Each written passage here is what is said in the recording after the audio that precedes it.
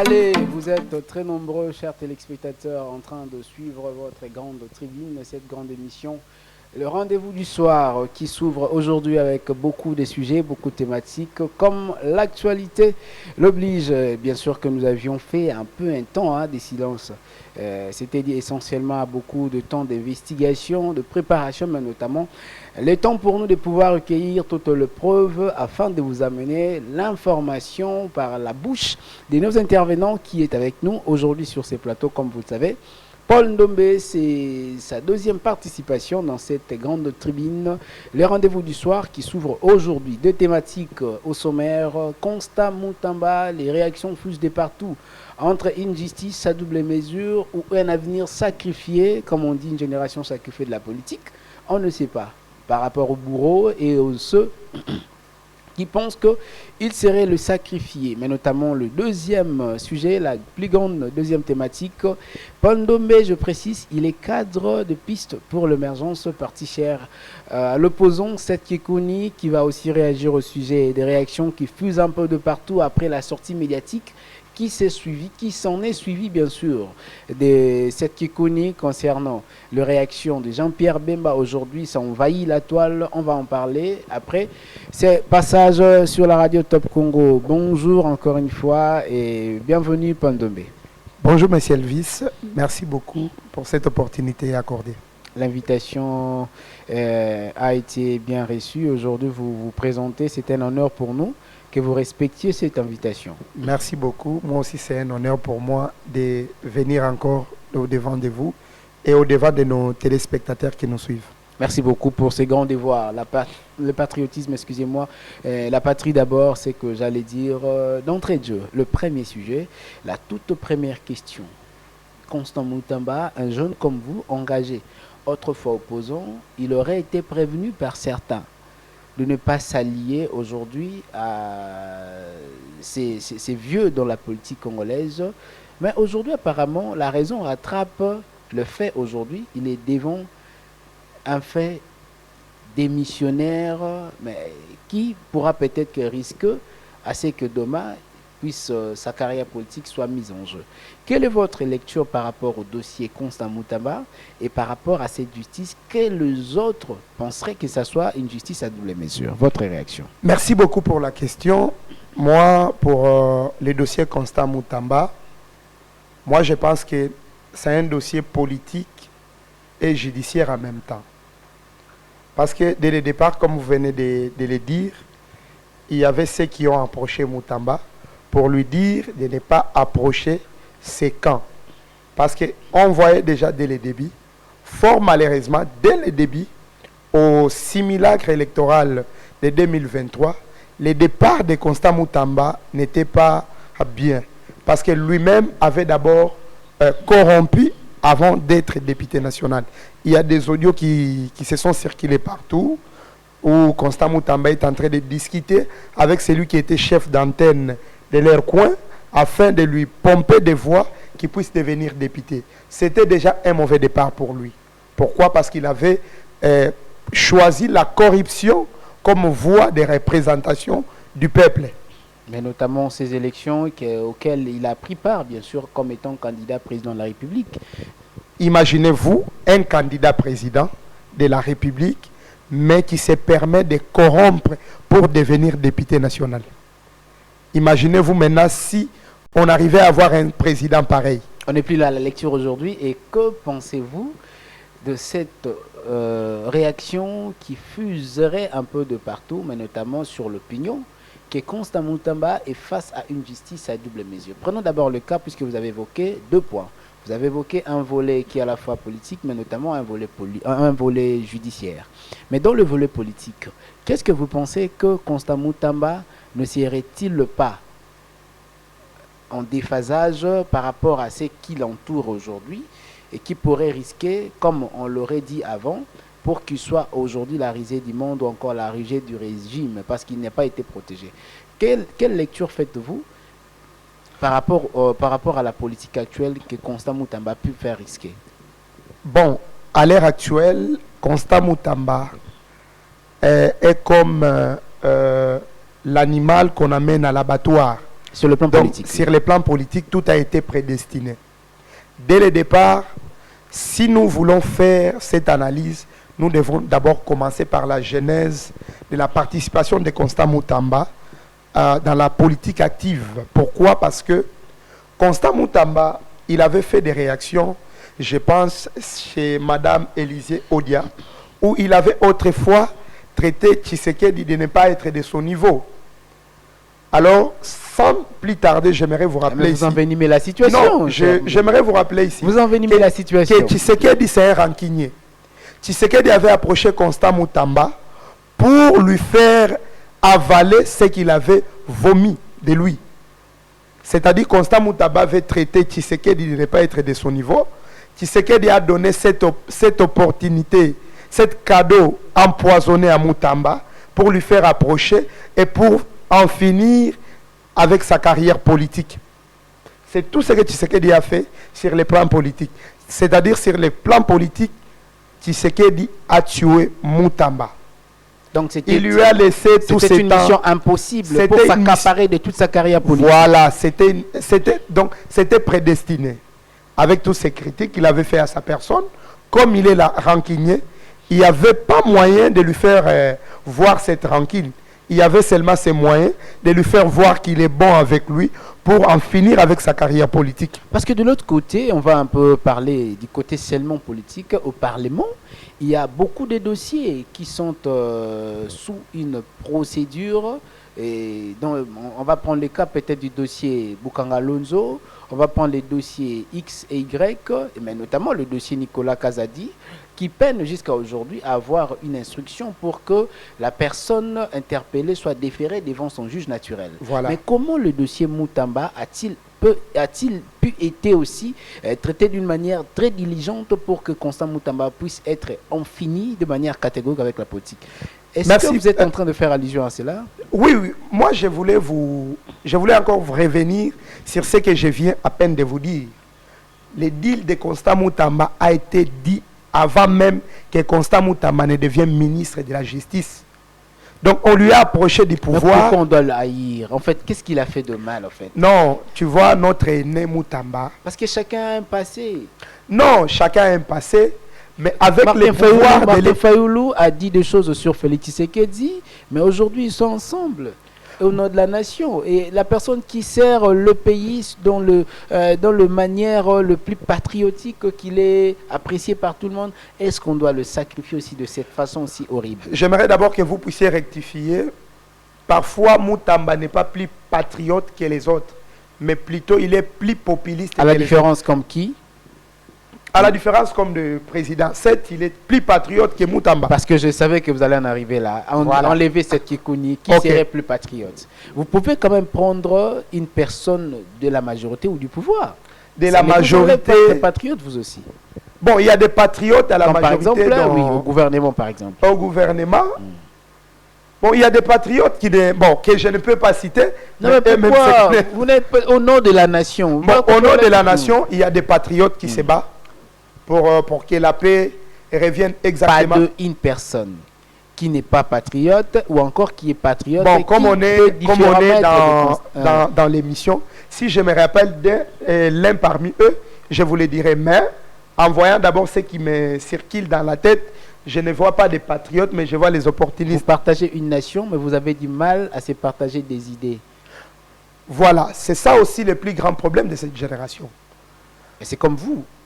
Bon. Parce que si aujourd'hui une idée vous venait pour pouvoir prêcher peut-être une leçon, soit peut-être une divination, ou pour prévenir à quelqu'un en tant que votre compatriote, vous allez le faire au nom de la patrie, surtout si c'est pour sauver la nation.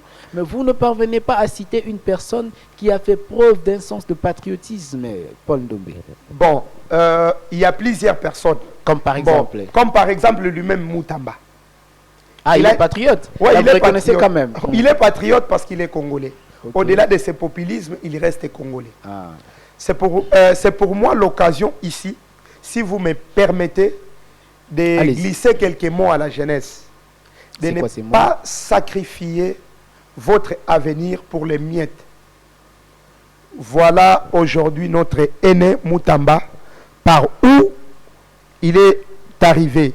parce qu'il a voulu recevoir les miettes venant de Tshisekedi, qui est un rancunier Non, mais, à sa personne. mais le président Tshisekedi n'a pas offert de miettes à Constant Moutamba. Il lui a confié une mission, c'était une attribution aussi grandiose qu'on peut le penser. Être ministre d'État en charge de la justice n'est pas peu. Ce n'est pas peu, mais il lui a confié un cadeau bien emballé, bien empoisonné, pour lui approcher du pouvoir et pour mieux en finir avec lui. Moi, je vous rassure, et je vais aussi aujourd'hui apprêter les mots de M. Moutamba. Comme il avait dit, on va populariser la guerre de l'Est. Nous aussi, cette génération consciente, on va populariser son arrestation. Oh, Il donc, doit être... On doit populariser. Vous faites partie de ceux-là que veulent la tête de Constant Moutamba. Parce qu'il n'a pas suivi ce que la jeunesse a voulu lui faire voir. On doit populariser parce que son arrestation permettra que d'autres jeunes puissent réfléchir à l'intérêt de la patrie et non à l'intérêt de l'individu. Je vais poser cette question.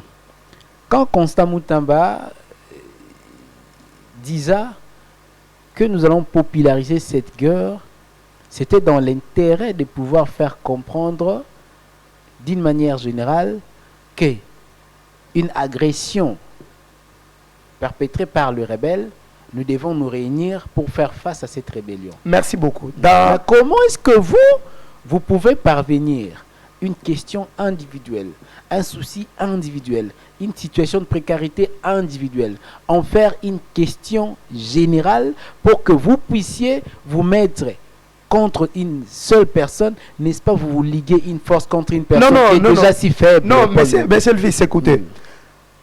Ce n'est pas une question individuelle. Non, ce n'est pas individuel. Il s'agit de la nation. Et il s'agit de l'argent de la nation. Il va répondre seul devant la justice. Mais il va répondre, cet argent, c'est l'argent contribuable du peuple congolais. Que Moutamba a eu l'intention de détourner.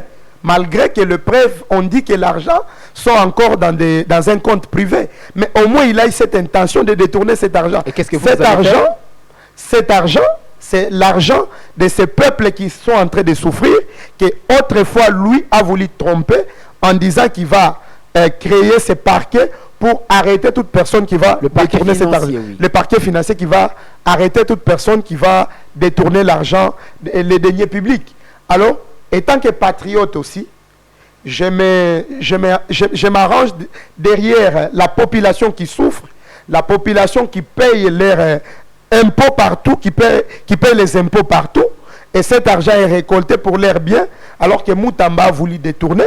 Alors j'en appelle cette population de s'élever pour qu'on puisse populariser ensemble son arrestation. Vous faites un appel à la conscience populaire, à la conscience massive. Parce que l'arrestation de Constant Moutamba, par ces détournements, permettra à ces jeunes qui viendront, l'intention, si vous dites qu'il n'a pas détourné, l'intention de détournement qui était dans Moutamba permettra aux autres jeunes, quand ils viendront aux affaires, de ne pas venir avec l'idée de faire souffrir encore ces peuples qui souffrent aujourd'hui. Donc vous vous servez du mal de Constant Moutamba comme une mesure préventive afin de pouvoir prêcher à la jeunesse de ne pas être délinquant financier et de ne pas être corrompu. C'est-à-dire l'arrestation ou la détention de Moutamba permettra aux autres jeunes de faire la politique avec toute sincérité et toute célérité dans cette nation. Merci beaucoup Paul Ndombé, mais une toute dernière question de cette première partie avant que nous puissions avoir cet élément de Constant Moutamba que nous allons entrer pour un rebondissement, soit un renchérissement.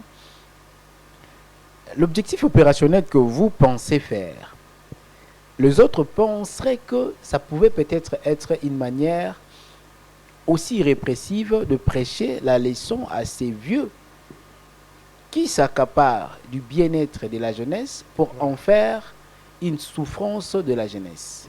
Parce que si aujourd'hui, selon certaines opinions, si la jeunesse souffre, c'est parce qu'il y a des vieux bourreaux qui ne veulent pas quitter le siège politique. Mais est-ce que vous pensez à la jeunesse pour sensibiliser, même à la fois consciencieusement? Mais pourquoi ne pas attaquer la conscience aussi de ces vieillards et de ces vieux?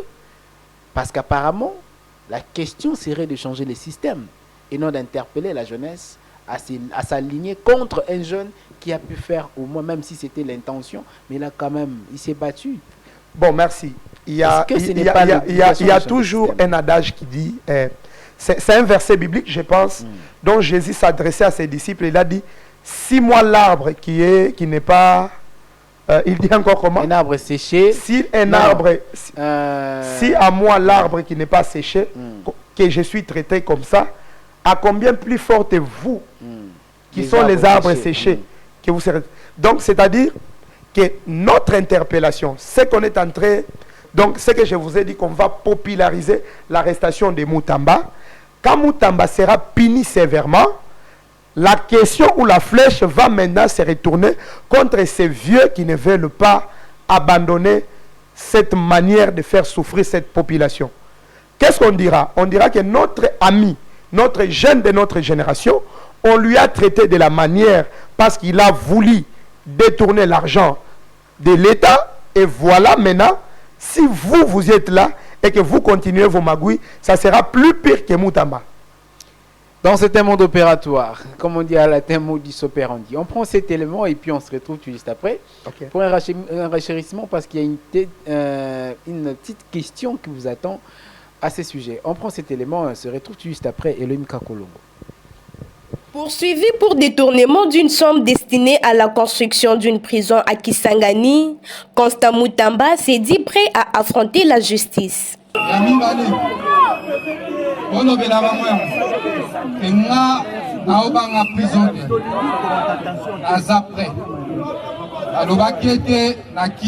À partir de la Tanzanie. Voilà. On a parlé de justice. Très bien.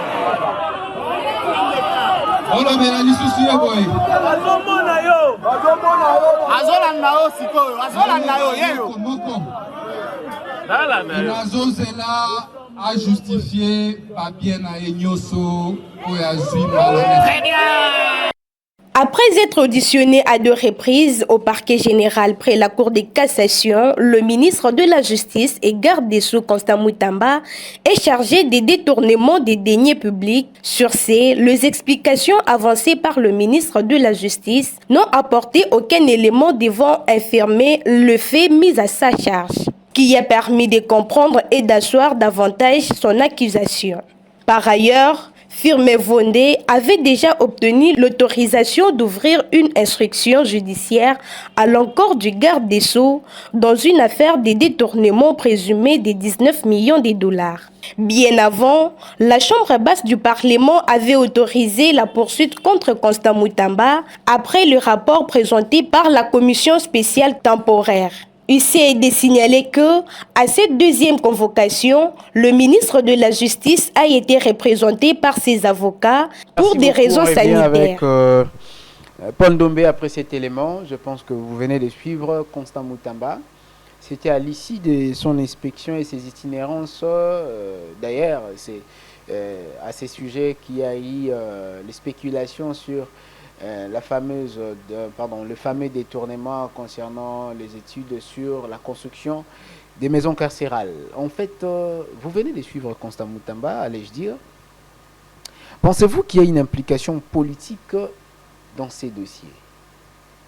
En parlant, par exemple, parce que il s'est de rappeler une fois, il a accusé lors d'une conférence avec le jeune, en présence de la première ministre, comme beaucoup l'accuseraient, d'être impliqué dans les dossiers Azo Kassolo, il y a détournement. Et il va amener son chien, cette popularité, en fait, cette populisme que les gens pensent que ce n'est pas bien du côté de politique, frise un peu la démarche de Constant Moutamba. Est-ce que selon vous, il y a des implications politiques comme même mise dans cette arrestation qui est en gestation? Merci beaucoup, monsieur Elvis. Je vous ai dit dès l'entrée des jeux que l'arrestation de Constant Moutamba est à 2 niveaux. Il y a le niveau politique et le niveau judiciaire. En réalité, notre aîné Moutamba s'est mal conduit. Que ce soit dans le camp de la majorité, que ce soit dans les camps de l'opposition. Moutamba voulait se faire un nom, ou bien voulait faire sortir sa tête haute en attaquant tous les deux camps. Devant votre chef, malgré tout ce que tu peux voir, malgré tout, de la manière dont il s'est exprimé ces jours-là, ça ne se passe pas comme ça. Il a écrit une note de récusation au procureur Firmin Vondé, et les autres accuseraient peut-être le Parlement par via du speaker Vital Kamere, et les autres parlent du chef du gouvernement. Selon vous, quelle est l'implication qui a pesé sur Constant Moutamba pour qu'il soit aujourd'hui la rusée? Moi, je pense que ce sont les implications politiques surtout.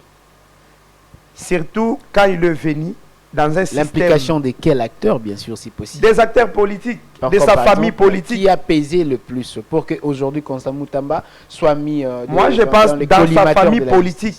Parce qu'il est de l'Union sacrée, il ne peut pas nier. Non, mais il est chef de la DIPO, dynamique de l'opposition. Non, qui est chef de la dynamique de l'opposition? Mais Constant Moutamba. Non, Moutamba n'a jamais été un opposant, mais il a été utilisé. Donc de la NOJEC jusqu'à la DIPRO, Moutamba n'a jamais été opposant. Moutamba n'a jamais été opposant. Moutamba a été utilisé par son frère, et c'est même son frère qui lui a fait arrêter. Donc, il y a des charges politiques qui pèsent sur Moutamba, et ces charges vont lui faire la prison.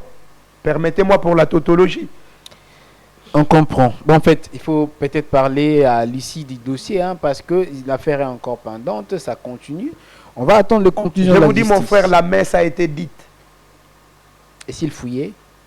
S'il fouillait, moi je pense que les procureurs avaient déjà écrit à la DGM que Moutamba ne puisse même pas quitter la ville de Kinshasa. À moins qu'il prenne... On ne parle pas de la fuite, hein, pour Matata Pogno, mais ça pourrait aussi être le cas pour lui, mais aujourd'hui il est porté disparu. Moi, je pense que ces démarches que la jeunesse a initiées pour défavoriser ceux qui détournent l'argent de l'État, je pense même les jeunes de Tchangou, quand ils verront Moutamba, ils vont fuir, ils vont crier que venez, il est de l'autre côté. Vous avez un problème avec Moutamba ou vous avez un problème avec son parti? Je n'ai pas de problème personnel avec lui. J'ai des problèmes de son intention de faire encore souffrir ces peuples qui souffrent depuis l'avènement de... Vous ne voyez pas les intentions de ministre, vous ne voyez pas l'intention de Nicolas Kazadi qui est présumé détourné, vous ne voyez pas les intentions de Matata qui est coupable d'un détournement de l'argent Moi je pense que si nous voulons parler ou évoquer ici les dossiers Matata, Matata s'est présenté et Matata a subi ce qu'il a subi. C'est à cause de sa loyauté et de sa détermination de dire que je ne peux pas rejoindre votre camp. C'est par là qu'il a subi ce qu'il a subi. Si nous voulons encore entrer dans les dossiers de M. Lampadaire, là, c'est vraiment sa famille politique qui les protège. M. Lampadaire est protégé par sa famille politique. Et je pense que dans cet argent, il n'a pas mangé seul, il a mangé avec ce qui les protège. Vous avez parlé, vous avez fait les contours de vos initiatives et votre idée. Plus éclairé, dans ce que je retiens, vous allez populariser cette arrestation. Il ne reste qu'à savoir comment vous allez parvenir, mais comment pensez-vous que ces dossiers reflètent-ils le défi de la lutte contre la corruption? Comment pensez-vous que c'est que vous allez faire, par exemple, selon votre idée, que c'est que la justice est en train de faire, qui est en contradiction avec ce qu'a prévu faire Constant Moutamba, que ça va lutter contre la corruption? Comment pensez-vous? Moi, je pense que on nous a dit qu'il n'a pas détourné, mais il a eu l'intention de détourner. On commence d'abord à défavoriser l'intention qui était en lui, de détournement, de détourneur plutôt. Okay. Cette intention de détourneur qui était en lui, quand cette intention de Constant Moutamba va faire la prison, d'autres vieux ou d'autres jeunes qui viendront vont s'aligner, ils diront que la jeunesse qui est devant moi, si je détourne, personne ne sortira en route pour marcher contre ma détention. Parce que j'ai voulu tuer cette population. Parce que détourner les deniers publics, c'est tuer la population, c'est tuer nos frères et sœurs, à même titre que c'est qui fait encore faire couler le sang de nos frères et sœurs. Et ils le font par les armes, mais les autres les font par détournement. Mais malgré ça, il y a le griffe qui sort pour Constant Moutamba, pendant qu'il y a d'autres qui, en principe, par rapport à la démarche, n'ont aucune idée de refléter la lutte contre la corruption. C'est-à-dire qu'on va mettre Moutamba, on estime comme ça, par exemple, en prison, mais les autres pourront toujours continuer à pouvoir voler l'argent de l'État. Et à quoi est-ce que ça va refléter la lutte contre la corruption? Parce que c'était le leitmotiv de ces messieurs à qui vous avez peut-être vous jeté l'opprobre. Moi, je pense que on ne peut pas... Soit on va commencer à arrêter tout le monde. Si vous avez l'intention ou les idées de détourner les deniers publics, j'insiste justement la par jeunesse... Parce qu'il suffit d'avoir l'intention. Il suffit seulement d'avoir l'intention. Donc, si seulement on comprend que dans votre manigance, un élément intentionnel. Un élément intentionné de détournement se trouve dedans, on vous met d'abord à l'écart. Parce qu'aujourd'hui, si on n'arrête pas cette intention de détournement, on ne peut pas aussi être capable d'arrêter les intentions de faire la rébellion. De la même manière qu'on est en train de... On punira sévèrement toute personne qui a fait la rébellion, c'est de la même manière qu'on doit punir toute intention de détournement. Moi, je pense que Constant Moutamba doit être l'exemple concret pour cette génération, pour que, à part lui, toute personne qui viendra au pouvoir ou aux affaires, ou après Tshisekedi, toute personne qui viendra, qui puisse s'aligner et savoir que les jeunes qui me regardent ici, ils ne sont pas là seulement pour m'acclamer, mais ils sont là pour aussi suivre de près et pour m'accompagner même en prison, au cas où je détourne les deniers publics. Donc, moi, j'appelle cette jeunesse comme cette police financière, c'est-à-dire ces polices contrôleurs. Donc, s'il y a intention de détournement, même des spéculations sur Internet, nous allons mettre l'équipe qui va être active pour aller commencer à suivre ces dossiers de près. Parce que nous vivons dans un pays démocrate où tous nous sommes obligés de suivre de près toute intention ou tout détournement qui se passe. Même aux preuves, même de demander des dossiers, de regarder. Comme ils ont leur manière de faire partir les dossiers politiques ou de leurs acteurs politiques, à notre tour, même les cas seront arrêtés. Ne vous inquiétez pas. Parce que le fait ne finit pas, l'infraction non plus ne peut pas rester impunissable. Pensez-vous que les institutions congolaises sont suffisamment fortes et indépendantes pour traiter ces genres de dossiers en toute transparence? Moi, je pense que ça sera très possible si la jeunesse prend conscience. Non, je parle des institutions en fait. Est-ce que pensez-vous qu'elles soient fortes pour traiter en toute transparence ces dossiers? Les institutions seront fortes si seulement la population a pris conscience de leurs biens. Mais cette population qui a mis ses représentants, en sous-entendant que ces représentants qui sont devenus des institutions, qui représentent cette population, est suffisamment forte pour pouvoir... Voilà maintenant notre travail.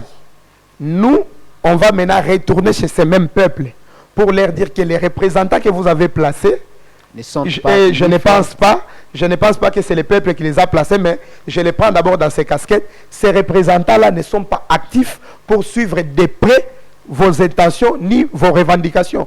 Donc, nous-mêmes, on va prendre ces responsabilités et je pense avec notre démarche, on aura des hommes conscients et la République va reprendre la marche. Bon, des institutions suffisamment fortes, vous refusez.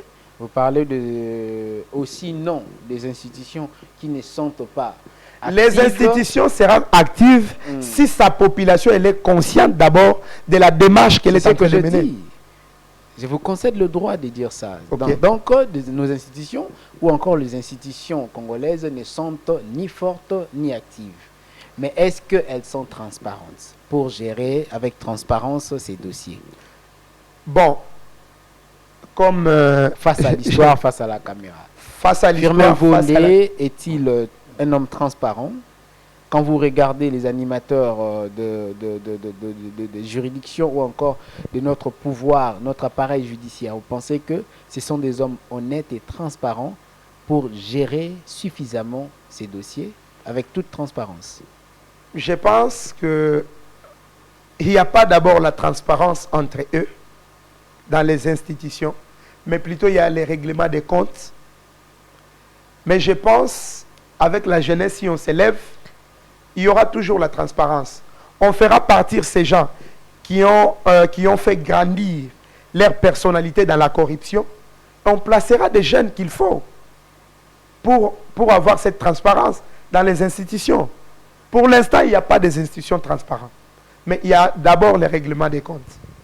Il y a le règlement des comptes, il n'y a pas la transparente. On va finir avec cette question. Quel impact ces dossiers et ces révélations ont-ils sur la confiance des citoyens envers leurs dirigeants? Vous êtes appelé un jour pour devenir dirigeant et vous venez tantôt de le dire. Parfois, vous devez populariser ces arrestations parce que les gens ont pillé la caisse de l'État. Mais il faudra aussi savoir une nuance sur les révélations qu'apportent les dossiers présumés de détournement. Est-ce que la population ou les citoyens auront-ils la confiance envers les dirigeants? À qui irions-nous comme la Bible le dit? Merci beaucoup, M. Elvis. Moi, je pense... En attendant, nous prépare les images pour l'élément, encore notre deuxième thématique concernant la sortie médiatique de Jean-Pierre Bemba. Vous pouvez déjà répondre à cette question. Moi, je pense que tout n'a pas débuté aujourd'hui. Tout a été mis en place lors des élections de 2023. Là où la population avait placé confiance aux hommes qu'il faut, fort malheureusement, les sectes politiques ont aussi fait choix à leurs dirigeants qui vont les défendre dans leur magouille. C'est-à-dire tout a pris leur débit en 2023, lors des élections. Si les élections étaient transparentes, on pouvait aussi rêver à des institutions transparentes et des institutions qu'il faut. La population a placé confiance aux hommes qui avaient confiance. Banandaku, fort malheureusement, les camps politiques a aussi fait choix aux gens qui vont les défendre jusqu'à la fin. Alors, désormais, prochainement, la population doit faire confiance aux personnes étrangères. Bon, pas seulement aux personnes étrangères. Bananda qu'on déçu, bien sûr. Non, ce n'est pas banal. Je vous prends au mot, bon, la population, elle est victime seulement de l'incompétence et de la mégestion de cette classe politique. Parce qu'elle doit toujours réitérer la confiance. Elle ne doit pas réitérer la confiance à cette classe politique pourrie. Elle doit maintenant... Dans l'opposition aussi fait partie. Moi, je pense que dans l'opposition, il y a encore la des classe politique dans l'opposition aussi en fait partie. Moi, je pense que dans cette opposition que vous parlez, il y a encore des hommes qui rêvent d'un Congo grand, qui rêvent d'un Congo qu'il faut, qui ne viennent pas en politique pour encore piller ces miettes de la population, mais pour rajouter et pour encadrer cette denier public afin que les Congos puissent avoir la place qu'il faut. Merci Paul Ndombe. On prend d'abord cet élément de Jean-Pierre Bemba. Sa sortie médiatique a fusé de réactions d'une manière abondante et c'est un peu de partout et toutes les classes en parlent. La société civile, l'opposition et la majorité. On va prendre cette sortie médiatique qui a chamboulé et mis en exergue certaines insuffisances, comme certains peuvent le dire, de l'ancien vice-président de 1+4, Jean-Pierre Bemba, et on se retrouve tout juste après. Qui a inventé l'identité de Hippolyte Kanambe, devenu Joseph Kabila Kanambe? N'est-ce pas le professeur Ngoï Moukena qui a témoigné ouvertement? Bonjour. Le retour de l'ancien président Joseph Kabila en RDC ravive les tensions et soulève de nombreuses interrogations. Ces liens affichés avec le mouvement rebelle M23 semblent ouvrir une véritable boîte de Pandore. Dans une interview exclusive sur Top Congo FM, le ministre d'État Jean-Pierre Bemba fait des révélations troublantes sur les origines de Joseph Kabila, ses connexions présumées avec le Rwanda et les prétendus paiements de réparation effectués par la RDC pendant les 18 années de son règne. Bien qu'il ne fournisse aucune preuve formelle, ces anecdotes et analyses Hippolyte Kanambe, qu'on a fait passer pour le fils de Laurent Désiré Kabila. Or, Hippolyte Kanambe est un agent de l'armée rwandaise. Son chef est et était Paul Kagame, commandant suprême des forces rwandaises. C'est ça la vérité. Cela n'a jamais été démontré. Alors, je ne parle pas de l'appartenance à l'armée rwandaise, mais de la non-filiation de ce dernier avec Laurent Désiré Kabila. Mais il y a eu plusieurs témoignages. Il y a d'abord les vrais enfants biologiques de Laurent Désiré Kabila, qui ne reconnaissent pas Hippolyte Kanambe. Et Hippolyte Kanambe a un père et une mère. Sa mère s'appelait Marceline, et son père, là-dessus, qui était un ancien maquisard également, je vais vous donner son nom là-dessus. Depuis 18 ans, enfin, c'est la thèse de M. Honoré Ngbanda, rien n'a, semble-t-il, été réellement prouvé. Qu'est-ce qui, aujourd'hui, vous dit accuser une seule personne ou accusant une seule personne vous fiez à ces accusations plutôt qu'à des accusations plus claires de ce qu'il aurait fait récemment? D'ailleurs, dans le mensonge également, celle qu'on appelle Jeannette Kabila, ce n'est pas la jumelle, c'est en fait la petite sœur de son père, là-dessus. Et d'ailleurs, elle n'est pas née là-dessus, elle est née le 9 mai 68, à Roubavu. Le père, donc, de Jeannette, qui est la petite sœur, donc du père de Hippolyte Kanambe, s'appelait Monsieur Arthur, et la mère s'appelait Thérèse Ndesamburo. Voilà la vraie identité, d'où on part. Qu'est-ce qui se passe lorsque tout ce monde arrive donc à Kinshasa, chasse le président Mobutu? C'est à ce moment-là que les troupes rwandaises prennent le contrôle, pas simplement de l'armée, des services de sécurité, là-dessus, et des grandes structures de l'État. Vous venez donc de suivre l'ancien président et actuel ministre des Transports et Voies de Communication, Jean-Pierre Bemba, cité au micro de Christian Lusakono, le confrère de la radio Top Congo. Au cours de l'émission Face à Face, nous revenons sur ces beaux plateaux avec Paul Ndombe. Votre première impression, quand vous avez regardé cette émission, via bien sûr les réseaux sociaux, soit vous l'avez entendu à la radio, en parlant de Jean-Pierre Bemba, l'ancien rebelle connu sous le label MLC, autrefois un groupe rebelle, mais par la suite un vice-président en charge de l'économie de ces pays dans le gouvernement 1+4. Sortir de pareils propos à l'encontre de l'ancien président Joseph Kabila, qu'est-ce que ça vous dit? Moi, merci beaucoup pour la parole, encore une fois de plus. Moi, ici, je parlerai que M. Bemba, c'est un aîné politique. Lui, il ne fait plus la politique. Mais lui, il règle maintenant des comptes de la haine envers la personne de Joseph Kabila. Parce quel compte va-t-il régler, au fait? Bon, selon lui, il pense que les 10 ans qu'il a passé à la CPI, c'est l'ancien président qui a commandité, c'est là selon lui. Parce que si nous devons retourner dans l'histoire pour parler des parents biologiques, comme lui, il a parlé des origines de Kabila, nous aussi, ce soir, j'aimerais aussi révéler à l'opinion publique. À l'opinion publique, ceux qui nous suivent à la maison, ils doivent savoir qui est Bemba. Bemba, c'est un Congolais, né du père Bemba Saolona et de la mère, bien que j'ignore moi-même. Mon frère, Bemba Saolona n'a jamais été congolais.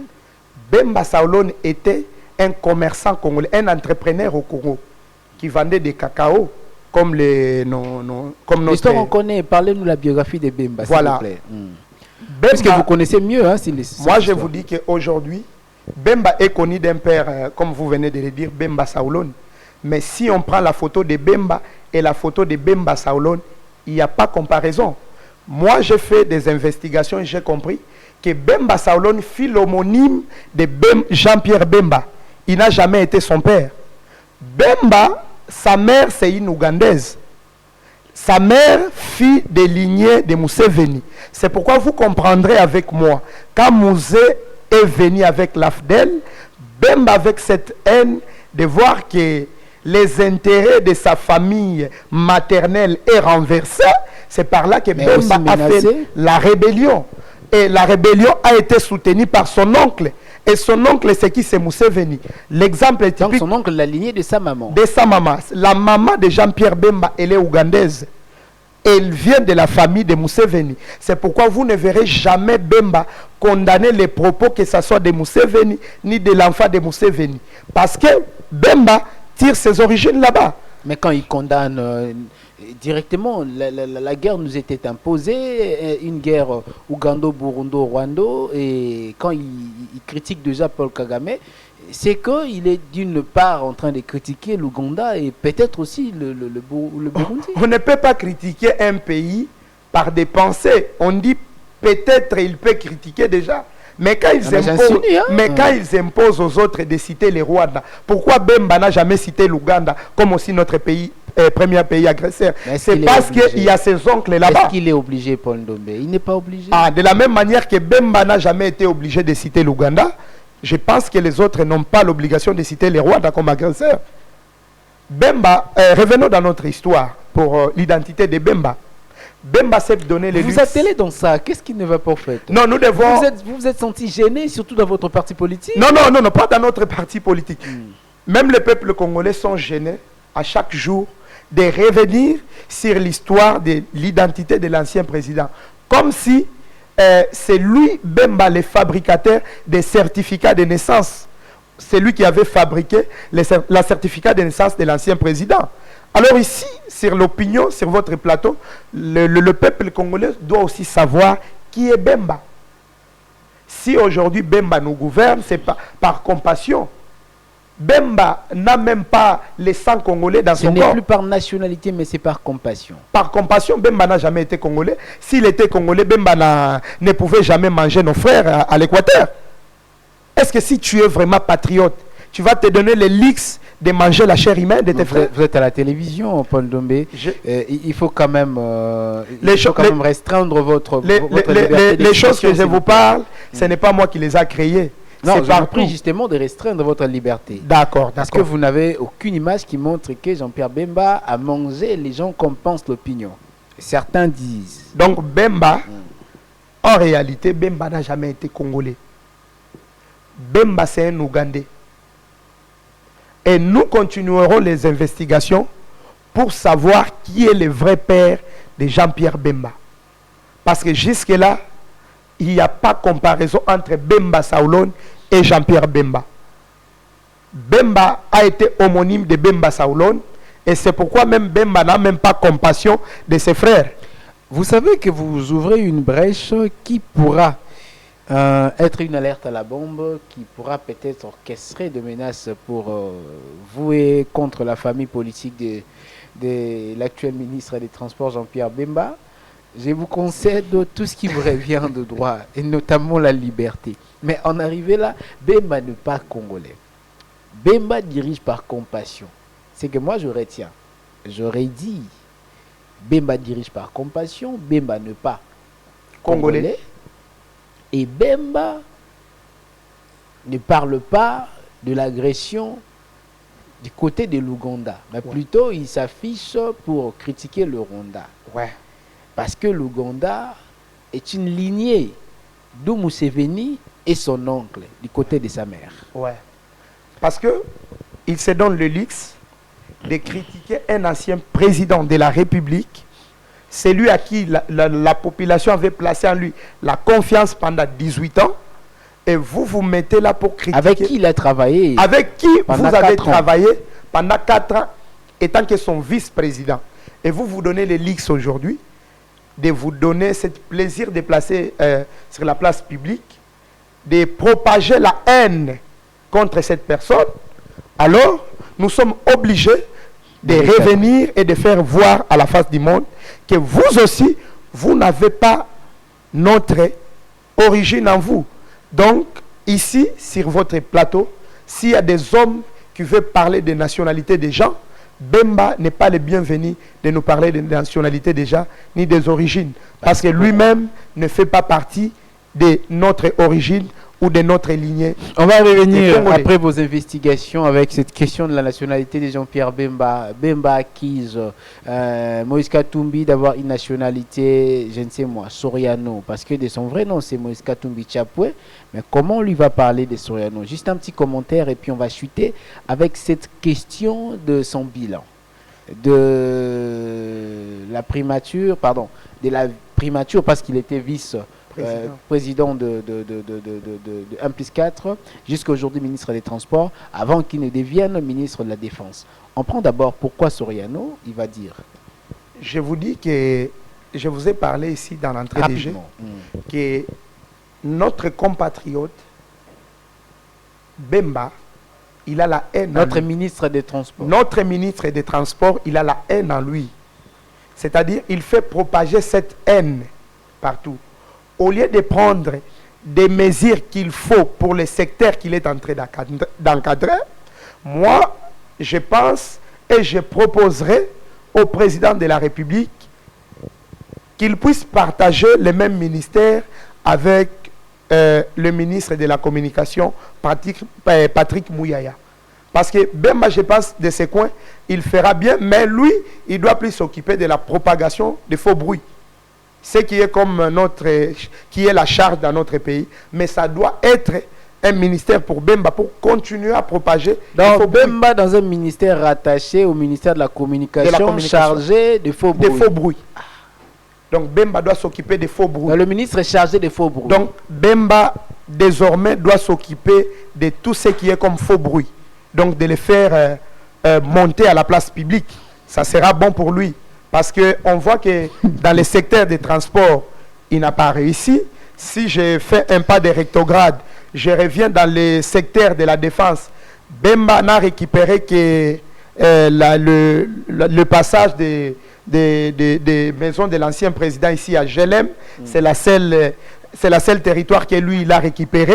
Et la seule route qu'il a ouverte, c'est ça. Donc, il a été incapable, un ancien seigneur de guerre, de nous récupérer même Bunagana. Alors, il doit s'occuper bien de ces ministères, de propagation des faux bruits. Ça va vous l'aider. Vous taillez le bilan de Jean-Pierre Bemba justement à un seul axe, en fait, à une seule réussite, je peux le dire. Non. La réouverture de l'avenue Gelem. Gelem, voilà. C'est ce que lui, il a récupéré quand il était ministre de la Défense. Dans cette barrière-là, c'est une victoire. Victoire pour le mandat. Donc, pour le mandat de Jean-Pierre Bemba en tant que ministre de Défense, la récupération de cette avenue, c'est une grande victoire pour lui. Je vous dis merci. Pondombe, ça n'est fini pour aujourd'hui. Merci beaucoup, monsieur. On va revenir dans un autre numéro pour parler. Mais j'aimerais d'abord parler un petit mot, si vous me permettez, que je puisse aussi souhaiter l'anniversaire à un ami qui m'a demandé. Malheureusement, puisque c'est un de nos amis, allez-y rapidement. Bon, je souhaite un joyeux anniversaire à Madame Divine Pemba qui fête son anniversaire le 19, donc demain. Que Dieu les garde et que Dieu la protège et que Dieu l'amène très haut. Merci beaucoup. Merci beaucoup. De la même manière que nous clôturons cette émission avec 3 personnes. Raphaël Mbangou-Mwanza depuis les États-Unis, un fidèle téléspectateur qui nous suit chaque jour. Tapez Misunga Télévision sur YouTube, en direct et sur Facebook. Vous nous captez 5 sur 5 pour toutes les actualités, mais notamment c'est lui qu'on peut essentiellement appeler Monsieur Rodriguez. Je cache, il s'appelle encore Rodriguez. Rodriguez Masunda Panzou. Ah, Rodriguez Masunda Panzou, un jeune pétri d'initiative qui a essentiellement une vision pour l'avenir, pour la survie des handicapés. Je t'ai dit merci là où tu es. On va finir avec l'âme jumelle Saint-Yango Imahel. Je t'ai dit bye bye et on se retrouve la fois prochaine avec un nouveau numéro de Rendez-vous du soir. Au revoir. Merci.